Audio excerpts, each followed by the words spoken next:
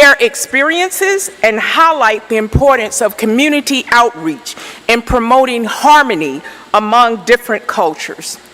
This conference today has panel discussions where you will hear from thought leaders and community advocates who are making a difference, networking opportunities, cultural performances.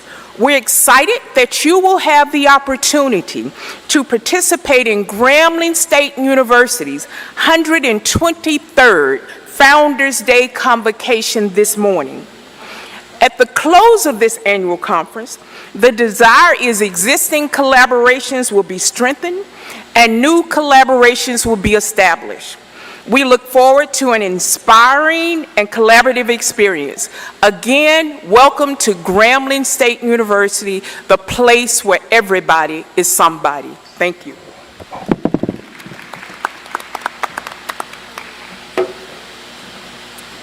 We thank Dr. Walton, our Provost and Vice President of Academic Affairs, for those warm and welcome greetings. At this time, we would like to just take a moment of silence to honor the late Tory Smith. She serves as chair of the LUD 2024 Social Panel and a beloved sponsor of the Let Us Dream moment.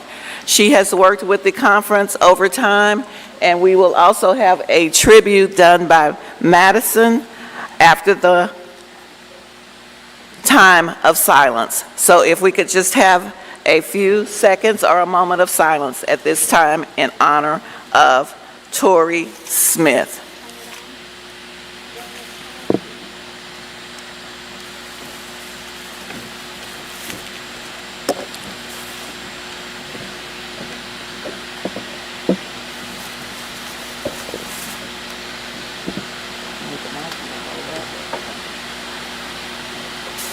So they can see you.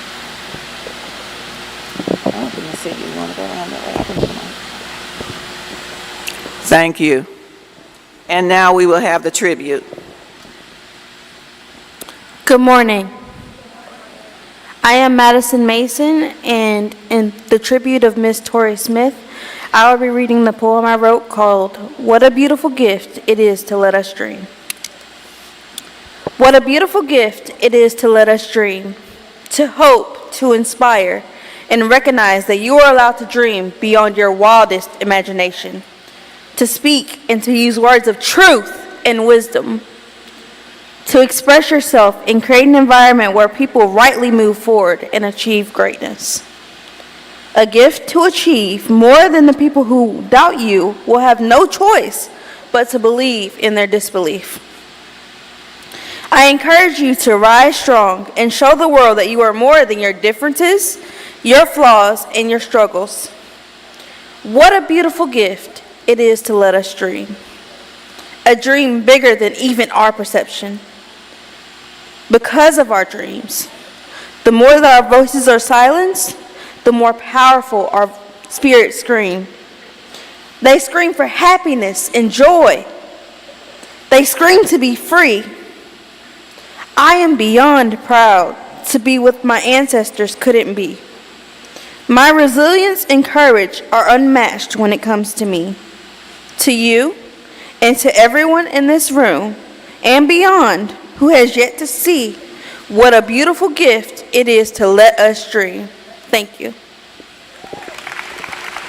That was beautiful.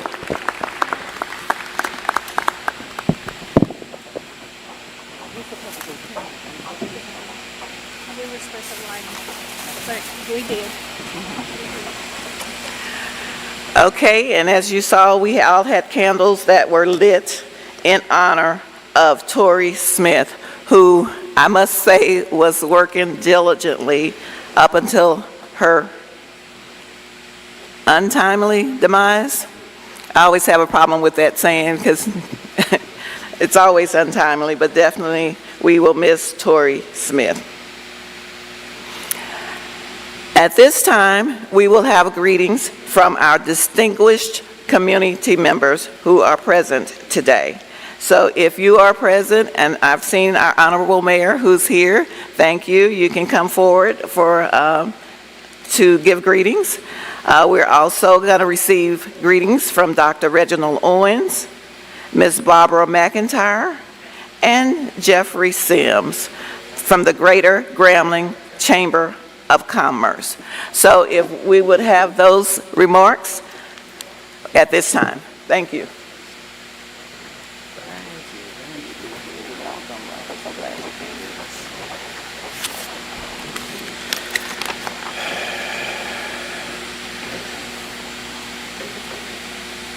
Yonder goes that dreamer.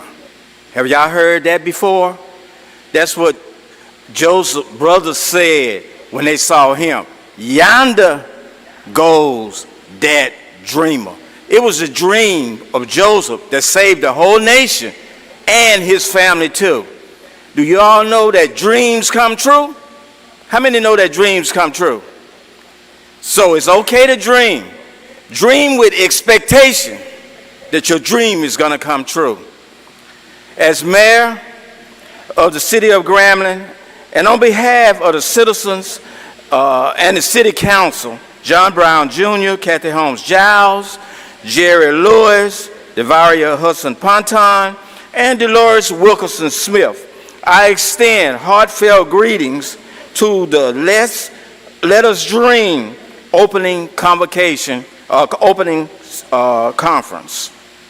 This global platform provides an excellent opportunity for professionals, scholars, researchers, university students, and local community to share experiences, challenges, and achievements concerning community development.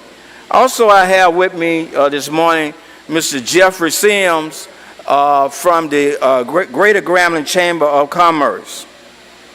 This administration and I say thanks to Grambling State University and the Grambling Chamber of Commerce, Greater Grambling Chamber of Commerce, for hosting this educational experience in our city.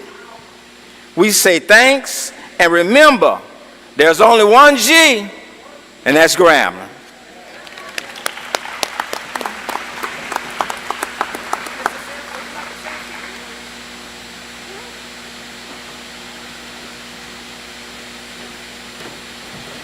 Again, I echo what our beloved mayor just spoke. Again, as we dream of building a very economic economy here in the city of Grambling. And any conference and anything that we're doing here, we want to build on that so that we can dream big and better. Thank you.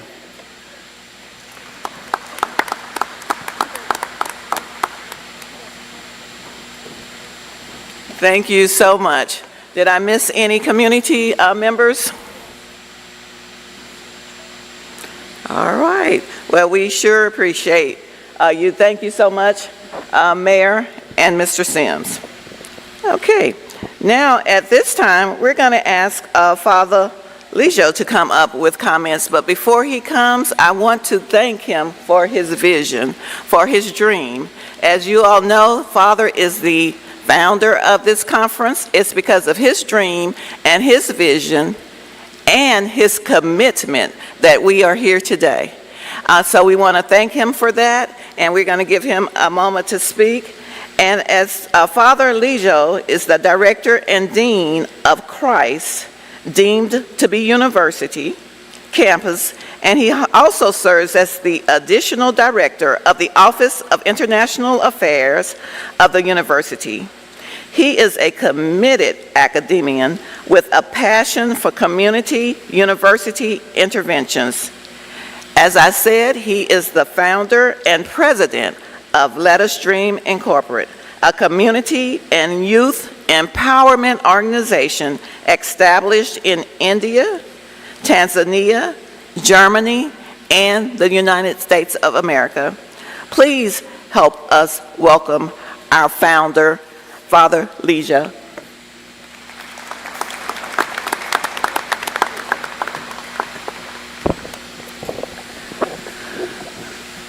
Good morning, everyone. Honorable presidents on the dais, all the partner universities from Germany, from India, from United States, all those university representatives and decision makers are all on this dais. It's a beautiful and amazing experience. And I appreciate and thank all the presidents of the universities for coming over and blessing this conference and hosting this conference at each of these locations. And my dear respected audience who are actually dreaming for community, who are actually making for community, and this is very, very important that we all come together and share our stories and your stories to our younger generation. From the kindergarten, we always heard that, what's your dream? What do you want to become? Everybody said, okay, I want to become a doctor, I want to become that and this, but never asked, what is your dream for your community? What's your dream for others? Here are few people with a bigger heart who is actually dreaming for others. And thank you for everything that you do and everything that you dream about building our community. It is very, very important that universities should play a very significant role in connecting and bringing all these wonderful stories from the heart and uniting all these initiatives, small community initiatives, and these stories and evolved service models to be transmitted or transmitted to the younger generation, younger adults, so that they can get more transformed, they can be more solution-focused generation. Today, the world is too much of dividing, separating, fighting, and it is more significant that we come together locally, forgetting about all our divisions and separations and diversity, but we can be celebrating the diversity, coming together and celebrating the diversity, accepting the uniqueness. That is a true inclusion. So Let Us Dream is the concept where we are actually thinking of celebrating every single person's dream for others, a dream for their community. The Let Us Dream story starts like this. When I was studying my classes in Louisiana Tech, ULM, and Grambling, I'm so blessed to have all these presidents and the professors over here.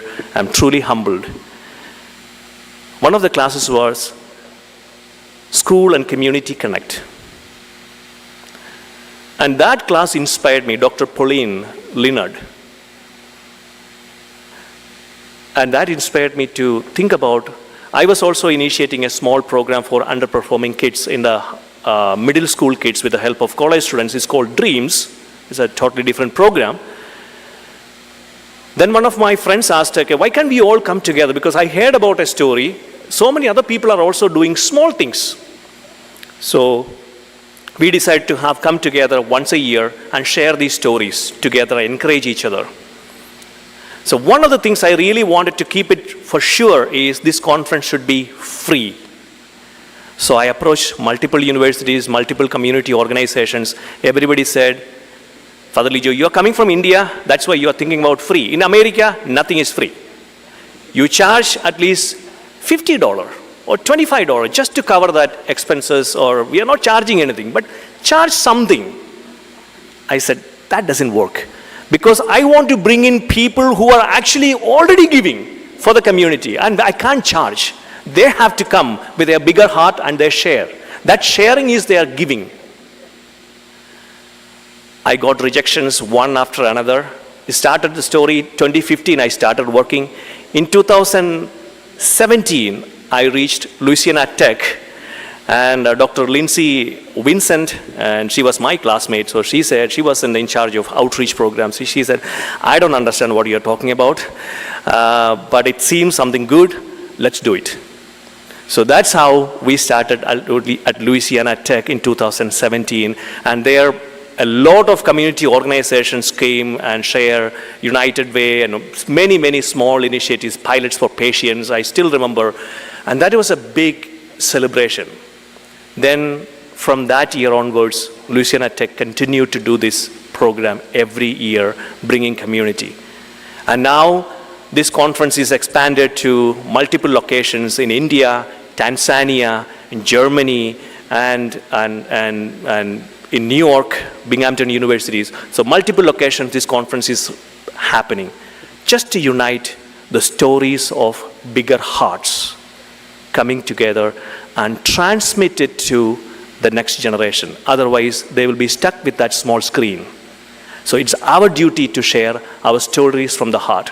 So thank you again. Let us continue, be united, and continue our journey together as one single unit, as a humanity, and for the community, bringing all these stories and transmitting all stories to the next generation so that they can take it forward for the future and make this place a better world. Thank you.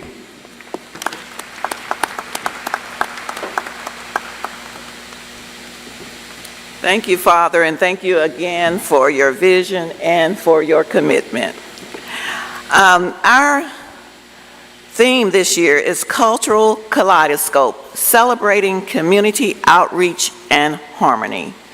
And at this time, we would like to introduce one of our change makers who definitely epitomizes our cultural kaleidoscope, celebrating community outreach and harmony. Please help us welcome Dr. Reed to the stage.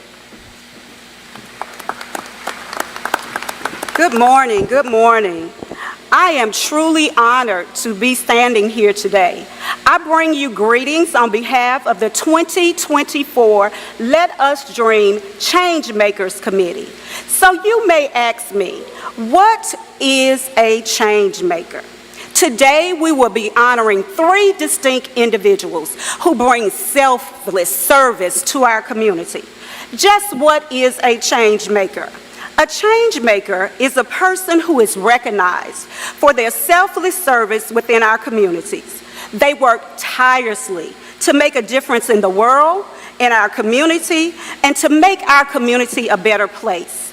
They are change makers in the area of health, in the area of education, and the area of service. This morning, along with my co-chair, Professor Eunice Days, we will recognize our first change maker of the day.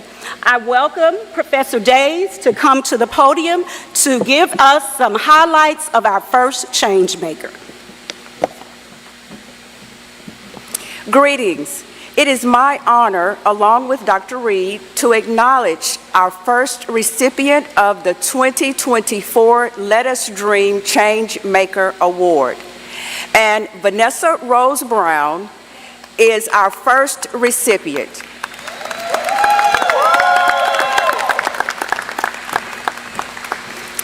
Ms. Brown is a proud graduate of Grambling State University and currently serves as the Regional Director for the Boys and Girls Club of North Louisiana. In this capacity, Ms. Brown oversees the club's daily activities, operations, providing leadership and support to club directors in facility management, staffing, and program budgeting to ensure the successful delivery of the organization's programs and services.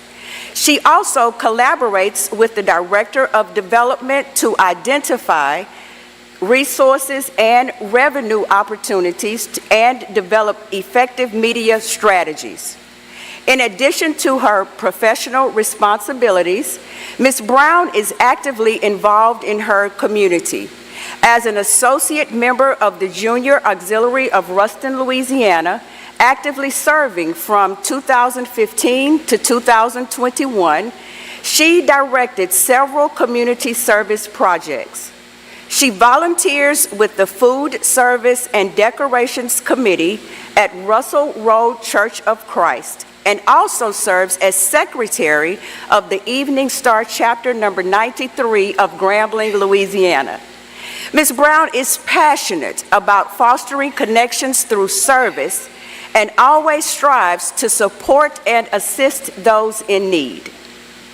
In 2021, Ms. Brown received the Maytag Dependable Leader Award for spearheading Responding with Connections initiative. This initiative facilitated relationships between local citizens and first responders in partnership with the Shreveport Police Department. This program was recognized and supported by Maytag's partnership with the Boys and Girls Club of America. As she continues her leadership and service journey, Ms. Brown is committed to making a positive impact, one person and one interaction at a time. Congratulations to you, Ms. Brown, Vanessa Rose Brown, a 2024 recipient of the Let's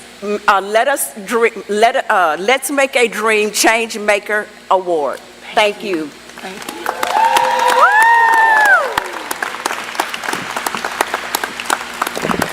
All right.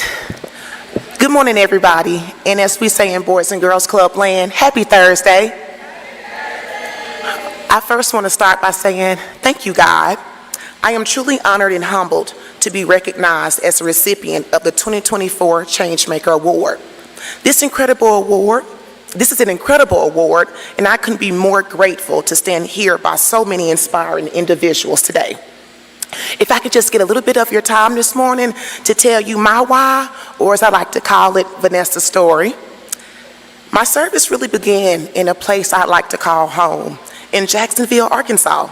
I was born to the wonderful parents of Sharon and Eric Brown, but my service really started because we would all have a timer to clean, and we know if that timer went off and your job wasn't done at home, what was going to happen. So we learned at an early age what service was. I then began to work with my grandmother, and we cleaned buildings. I knew it was important to ensure the facility was clean because of the amount of children that were served every day there. I didn't feel like it was work because I was working with my grandmother, but also because most times it was free labor.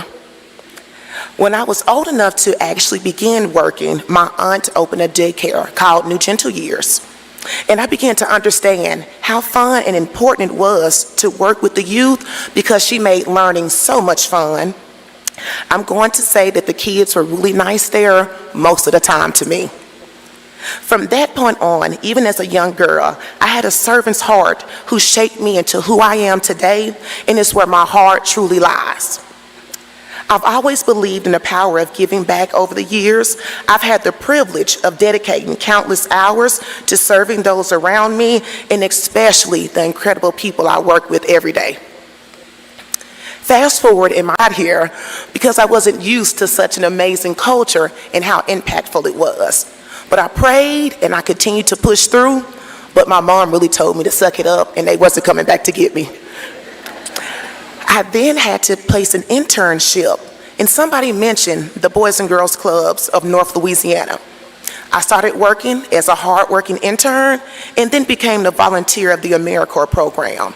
Short story, and we all know him as El Dante, but we call him Coach. So Coach walks in the kitchen, and we're not supposed to be in the kitchen eating. We're always supposed to be with kids, right? So he walks in and he says, you know, how you doing? How's everybody going? I said, I'm doing good, Coach. In my mind, I'm like, okay, let me just try to get it together really quickly because I need to keep my job that I got. So he started to ask, what do you want to do when you graduate? I've always told him I wanted to have a lot of Boys and Girls Clubs and impact as many kids as possible. Before I knew it, I was the unit director of the Boys and Girls Clubs of North Louisiana. Also, during that journey, Coach also said we had to join a nonprofit organization while working there. I picked the Junior Auxiliary of Ruston because it was a group of ladies who was called and loved to serve their community. The commitment was 5 years, but it felt like it flew by. I love this special project called Puppet Pals. And yes, we would stand behind a wall with little puppets on our hand in a petition, but the kids went crazy, and I think I went even crazier behind that petition talking to them. We would donate throughout the year, and the parents were so appreciative, even for the small things. My service journey then brought me to Shreveport, where I worked as the executive director for the Salvation Army Boys and Girls Club of Shreveport. I feel like I called Coach, Sabrina, Miss Janet, Miss Monique, even Miss Alexis every day in the beginning, but they always answered the call, and that let me know that service is always going to make your heart feel full, no matter where you are. At this time, the law enforcement in the community of Shreveport really didn't have a strong connection. So I wanted to make a difference in the community I was in. I applied for the Maytag Dependable Leader Award, and I created the program Responding with Connections. I would ring the kettles during the holidays, and even in my spare time, volunteer at their homeless shelter on the weekends. Fast forward to today, I still wear many hats. I am currently the secretary for Evening Star Chapter number 93, located in Grambling, Louisiana. And I'm always working on projects to better help not only my community, but also at my church as well. As stated earlier, I am the very proud regional director for the Boys and Girls Clubs of North Louisiana. And if you know me in real life, you know I can't sit still. I absolutely love what I do. I've discovered that making a change in this world is just not a job for me. It's a calling. It brings me joy and fulfillment. It's just things that I can't put into words, and I told them I wasn't going to cry, so we'll move on from that story. Watching youth develop, helping adults learn through leadership, and witnessing the world become a better place helps give me the energy and motivation that keeps showing up every day for me to give my best and be the sunshine this world needs. I believe that all my heart, when we invest in our youth, we're not only giving them opportunities for a better life, but we're also strengthening the entire community. The work we do now can have a lasting impact for generations to come, but I didn't say it was easy. As I come to a close, I want to thank my parents, my family, my extended family, Mom and Dad. You've been my biggest cheerleaders, encouraging me to chase my dreams and reminding me of the importance of others. Also, don't come back home. Your love and guidance has meant the world to me, and I wouldn't be here without you both. I second want to give a huge thank you to the Boys and Girls Clubs of North Louisiana. It's been my second home for so many years. Thanks, Coach, for taking a chance on a young lady in the kitchen eating all the snacks. To my chapter, Evening Star, thank you. And to my worthy matron, Caldwell, I appreciate everything you've ever done for me. To Father Thomas and the entire Let Us Dream Conference and personnel, I thank you. But wait, there's still so much work to be done, and I'm even more motivated to continue to give back to the world that we live in. This award is just not recognition of the past, it's a promise for our future. It's a reminder we must keep pushing forward to make a difference. And remember, when you feel like you're alone and times are hard, in the words of John C. Maxwell, one is too small to achieve greatness, so together we can achieve great things. Together with God, all things are possible. Thank you, and go Grambling.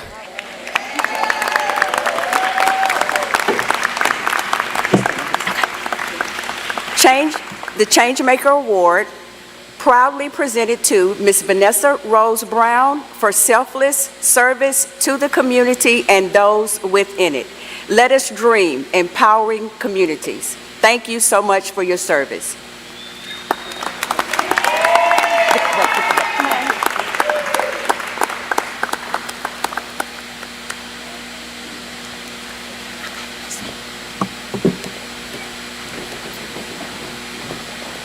Thank you, and thank you also to the committee who has served so diligently.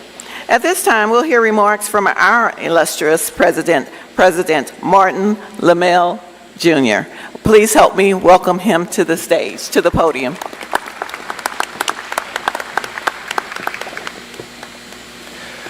From Budapest to Bogalusa, from Singapore to Sunset, and from Ghana to Grambling, good morning. Welcome to Grambling State University, the place where everybody is somebody. We are dreamers here at Grambling State University, born of dreamers who were born of dreamers.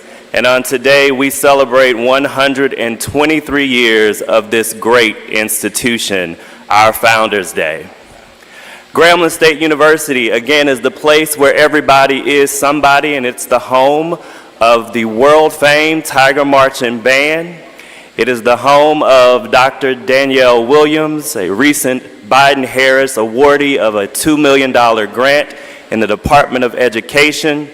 It's the home of the Call Me Mr. program, where we continue to inspire the next generation of black male teachers. It's also the home of the institution that houses the first digital library at an HBCU. And so we are builders, born of builders, and we continue to build. We welcome you here today to be a part of this conference, to join in our Founders Day celebration, to enjoy this presidential panel. Thank you to my colleagues for joining us here at Grambling State University. And wherever you are and wherever you go, tell somebody something good about Grambling. Thank you.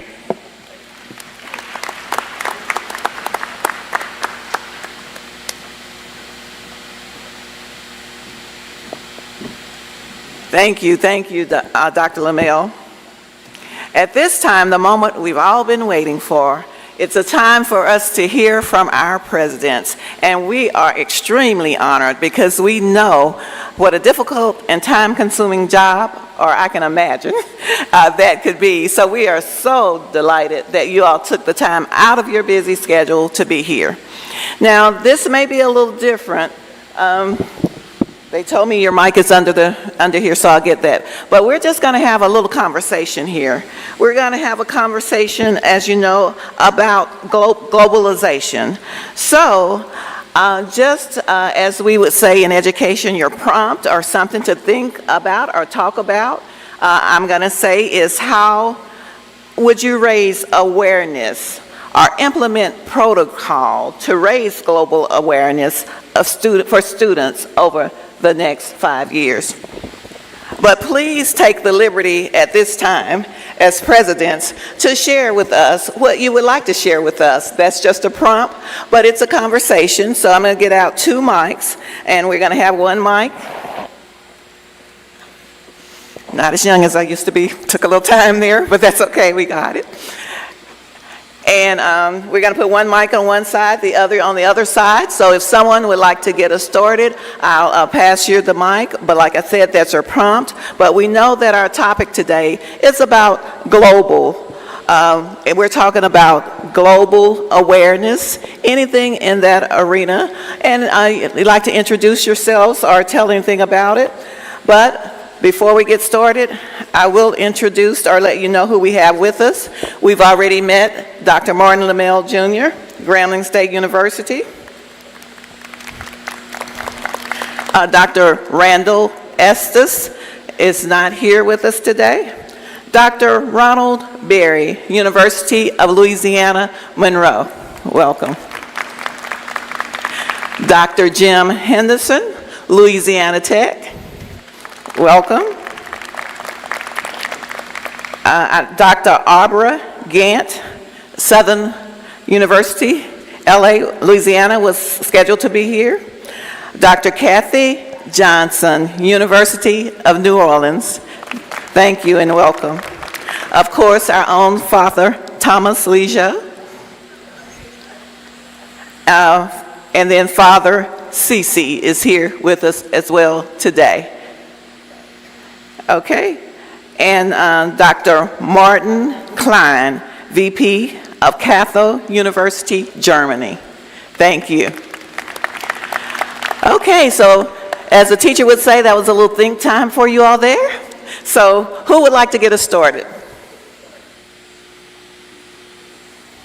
Wonderful. Well, good morning, everyone. And first of all, congratulations on Founders Day. I didn't know that these two were grouped, but certainly a great day to be here and celebrate with you. So congratulations. Also want to thank Father Legio, Father Joseph, and Dr. Klein for being here. And it's a great way to say, how do you bring an international perspective, a global perspective to people? You partner with people from around the world to put programs together like this. So I want to thank all three of them for being here and bringing us together to talk about dreaming. And, you know, at ULM, dreaming is part of who we are. It's part of our mission. 4 years ago, we came together and decided that we needed to work together with our community to change lives. There were lots of challenges and issues that we needed to address head on with our partners. And one of those was diversity. One of those was bringing people of different backgrounds together to create better conversations, better analysis of challenges, and better solutions. We have students on our campus that may not have ever been on an airplane. They may not ever have been outside of our region. There are people that live in West Monroe that don't know ULM exists. They don't know about the opportunities that a university can provide for them, the life-changing opportunities.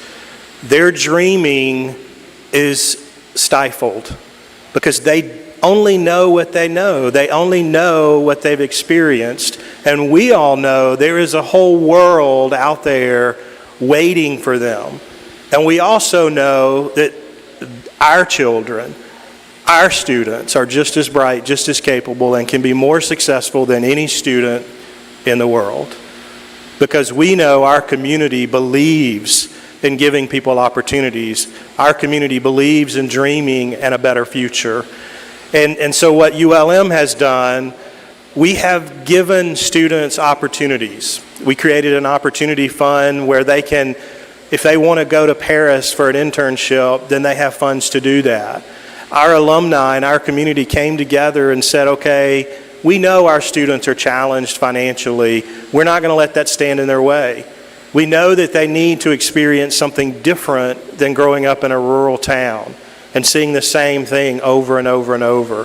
So we created what we call a support fund, because we know our students, while they might want to get out of their comfort zone, where they might want to go to India, or they might want to go to Paris, or they might want to go to Italy, some of them might even just want to go to Baton Rouge, or Shreveport, or Manhattan, or San Francisco, or Denver, Colorado, or Vietnam.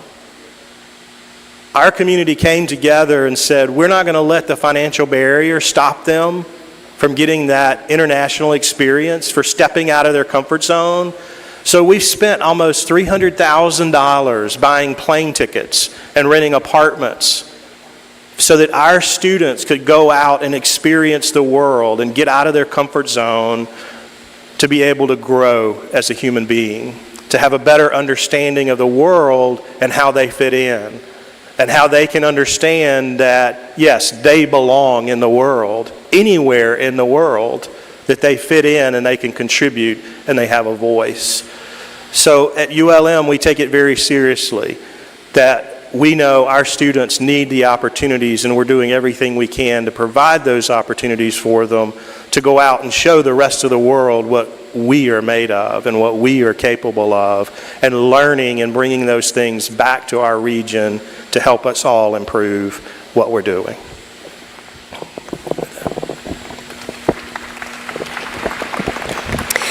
Good morning, everyone. Ooh. And happy Founders Day, Grambling University. It's such an honor and a pleasure to be here this morning with you. My name is Kathy Johnson, and I have the privilege to serve as president at the University of New Orleans. It's still fairly early days. I'm going to have my year anniversary tomorrow.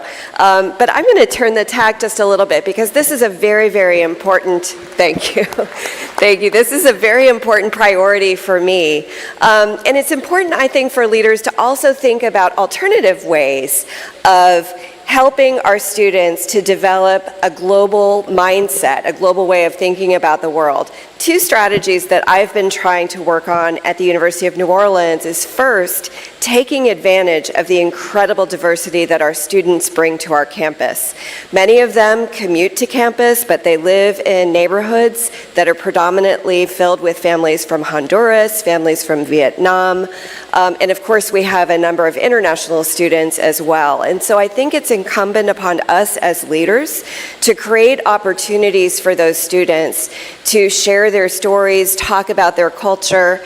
I'm actually teaching, believe it or not, because I needed it, I'm teaching a first-year seminar this year because I wanted to learn what our first-year students are learning. And one thing that I noticed in my class is that there was a great deal of diversity among these beginning students, but they were sitting together. They were sitting in pockets within the classroom that felt comfortable to them, that felt familiar.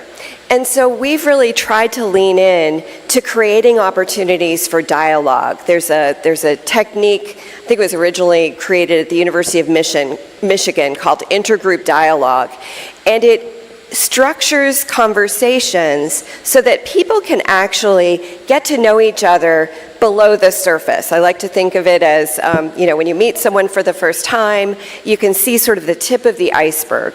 But by using techniques like this, it helps students not only to become more aware of who they are, what their cultural histories, perspectives, values are, but it gets them much more comfortable talking with others. And I think this is something that as educators, we have to give people lots of practice in. The second thing that I'll just say briefly is that I am so happy to be living in 2024 because we have technologies that can help to connect us with other parts of the world in ways that don't have to cost a lot of money. Students might not be able to take the time away from work or their family to travel, but we could still structure opportunities for them to be in learning communities together with students in other parts of the world. So this is a technique that I've used at other universities. It involves a little bit of coordination around time zones, but it is so exciting when you can get students together in a conference room, interacting with students from a very different part of the world around issues such as elimination of poverty, or helping people who are unhoused, or dealing with addiction. Many of these problems are global in nature, but the solutions to them can often be brought home locally to the benefit of our communities. So I'll stop there and pass the mic.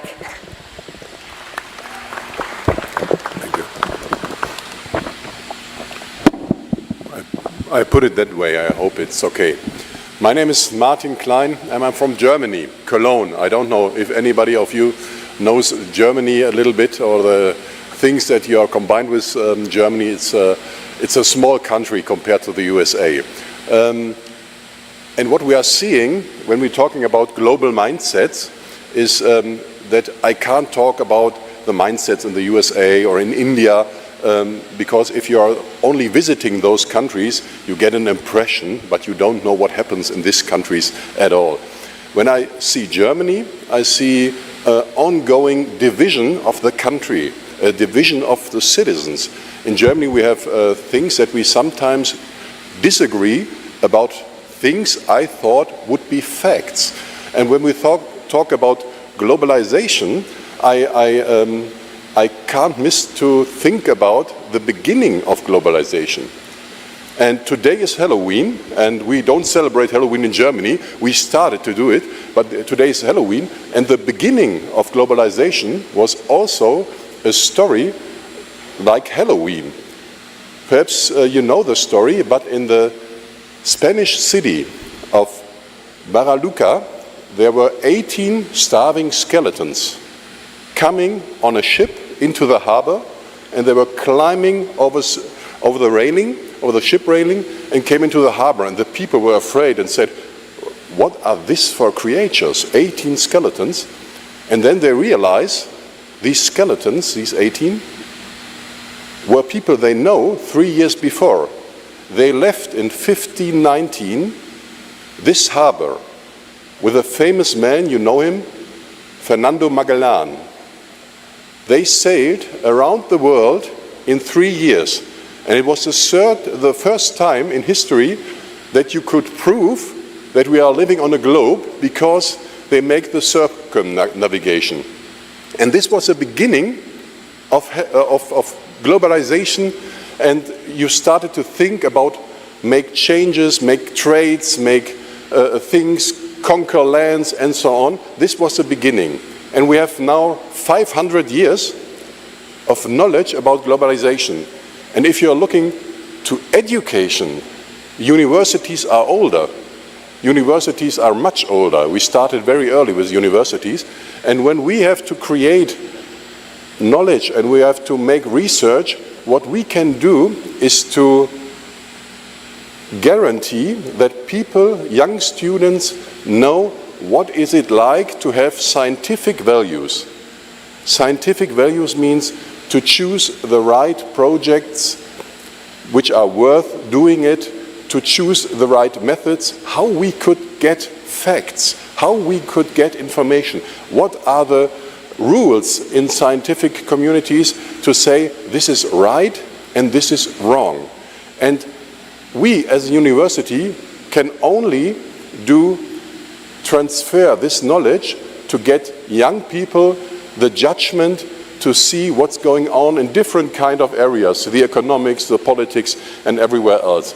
And if we are asked to create mindfulness and global mindfulness, I think all the universities are very, very important places to do this and to transfer this. And this has an impact on all communities, on families, and everything else, because when you know what is a fact and what is not, you're able to prove reality and to prove things, and you can handle things. And to start in your own family, in your own community is very important. And in Germany, we try that way, but it is very difficult nowadays.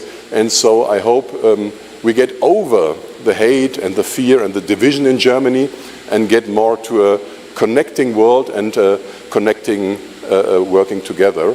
And so and I'm very proud to be here at the Let Us Dream conference, because I think all of us dreams that we are coming together as a whole world, global, and we could manage it in the next decades. Thank you very much. Thank you for being here. So good morning, everyone. Theme for our discussion for this panel is higher education and globalization. I was looking at something I read some time back. When did the collaborations or cooperations between nations started, especially in the field of education? They say it's after Second World War that the leaders of the nations thought about connecting universities, by which better understanding of the people will be ensured. So in the context of Second World War, when nations were feeling apart, not connected, they thought, let young people know about other nations and students from other countries, by which a better understanding will be brought among the people and the nations at large, which will reduce this kind of gap between the nations.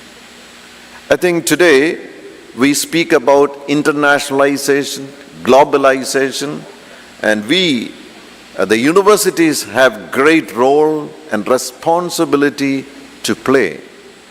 I congratulate everyone, the presidents present here, Father Lijo, and the team from Grambling University for the kind of leadership that you have taken to bring this great platform of Let's Dream conference, to bring people from different nations and understand each other, accept each other, and work together.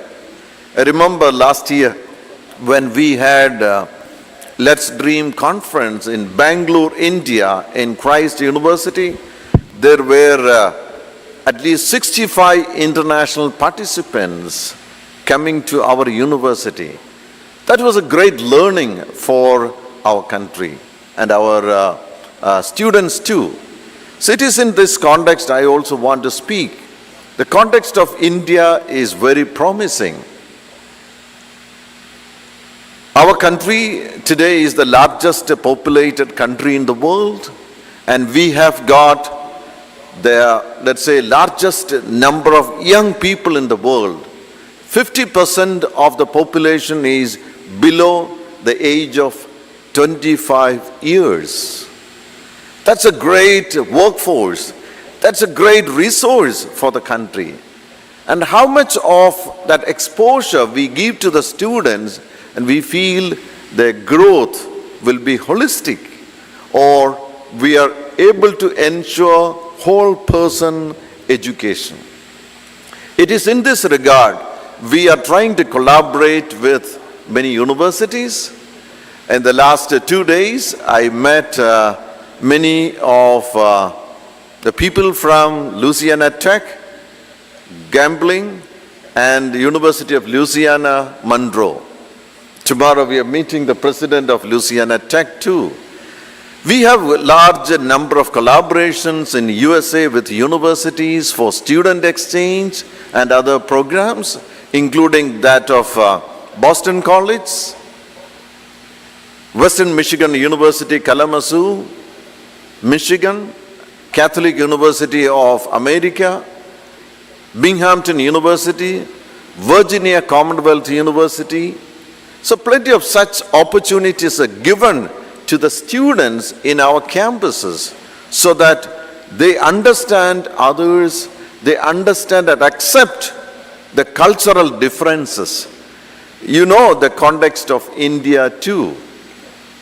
It is let's say, the kind of varieties of languages, the kind of varieties of religions, and even in religions, the divisions. So we want to bring that multicultural context in the university training program and all our activities of the curriculum. Even the pure academics is designed in such a way that the students are trained in the multicultural context to accept each other. And we want to bring that in a global context, and I'm very sure our desire to collaborate with universities is bringing this kind of aspirations to better results. I thank each and every one of you on this Foundation Day. Let me congratulate President Lamelle and everyone in Grambling University for your meaningful existence and the great contributions. Congratulations. Let me also congratulate everyone, all the presidents here, for the kind of warmth and the great hospitality you have given us, and we are enjoying the beauty of Louisiana and the beauty of the growth of Louisiana and the kind of, let's say, dynamism in the universities existing, which is a great inspiration for us. Thank you. Well, good morning. Good morning. I'm Jim Henderson. I'm president of Louisiana Tech, and it's an honor to share the stage with my colleagues, and especially to sit next to my dear friend, Martin Lamelle. And congratulations on Founders Day. I was here for Founders Day a few years ago, and it was a conspiracy of circumstance. I had an all-day meeting in Natchitoches. We took a break for lunch. I got on a plane from Natchitoches to Ruston, and President Gallo arranged for transportation from the airport in Ruston. These are not international airports, mind you. To Grambling. I walked on stage. Martin was here to help me quickly get on the stage, gave a speech, got back to the plane and back in Natchitoches within an hour. I tell you that because sometimes we take that for granted. And 4 years ago, I was on a plane to Paris with 18 young men from around the state of Louisiana who were members of the Reginald F. Lewis Educational Initiative. And they were going to Paris to study abroad for a week. They were going to present their research, and they were going to attend lectures at the Sorbonne on the foundations of science and the origins of democracy. And I was sitting next to one of the young men, and I said, listen, have you ever been out of the country before? He said, I've never been on a plane before. And I thought, what an opportunity this is for him to see how global we are. But I had no idea really what was going to happen on the trip.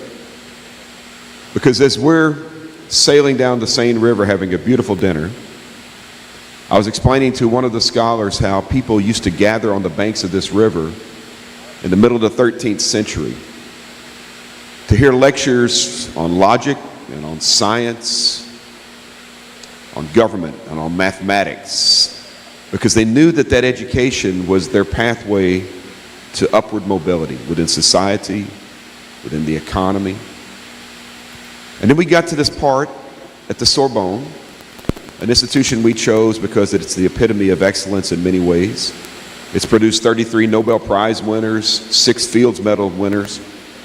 And we're listening to a man, a political scientist, a world-renowned political scientist, talk about the evolution of the United States since we adopted our Constitution in 1789, and the evolution of France since its last revolution in 1789. And why the United States was on its first republic, arguably, and France was on its 5th republic. And he was pointing out distinctions between the two countries, and he focused on his area of expertise.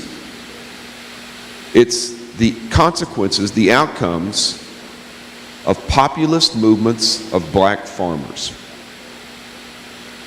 And he dug deep on that as he was talking about this phenomenon in the United States. And as he finished, I asked the group, I said, can anyone tell me the product of a populist movement of black farmers that you're aware of? And there was silence. It had been a late night the night before. The guys were tired, their eyes were heavy, and I just kept drilling down, and finally I said, Jaderic, because Jaderic Talbert was in the room, can you give us an example of an outcome of a populist movement of black farmers? And he looked at me for a minute and he says, Grambling? I said, absolutely. Grambling State University. We're talking about higher education and globalization.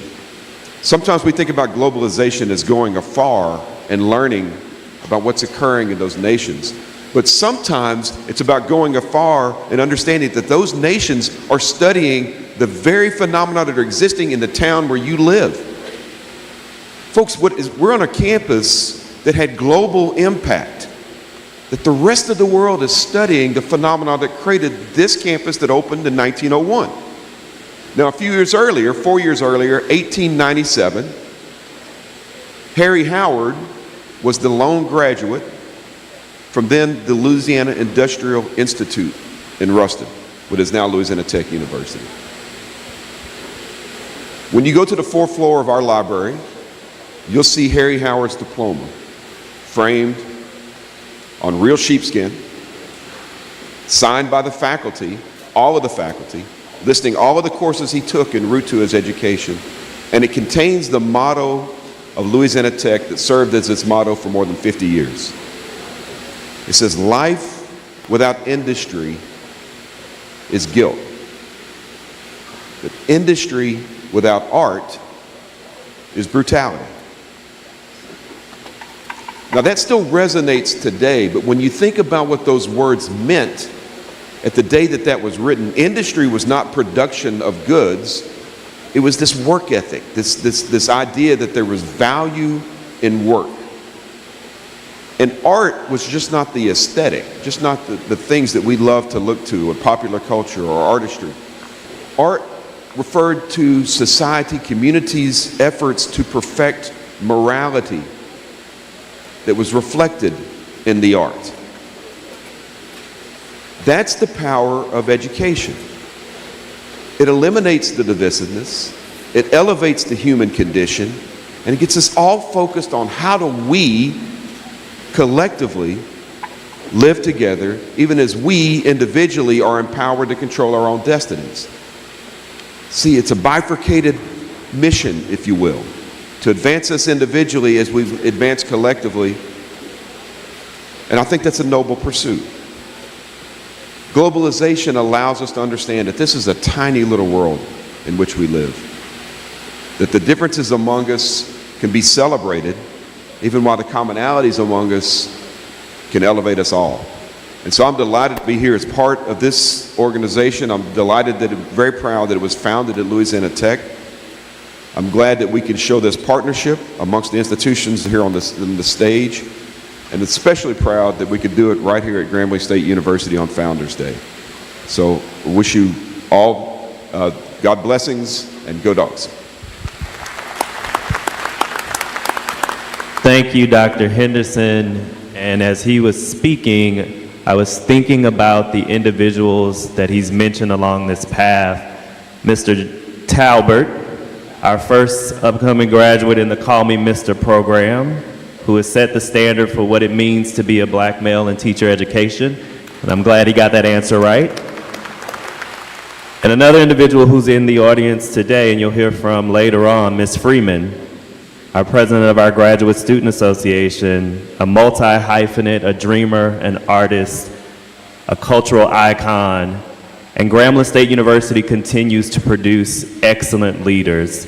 And so we are excited to celebrate our Founders Day program that's coming up. Dr. Henderson, we need to get some of these remarks taped when you can mention Louisiana Tech, but that Grambling story definitely will be recorded. Thank you so much for being here, for being a part of this conversation. I know that there's more to come throughout the day, and I will turn it back over to Dr. Inslee.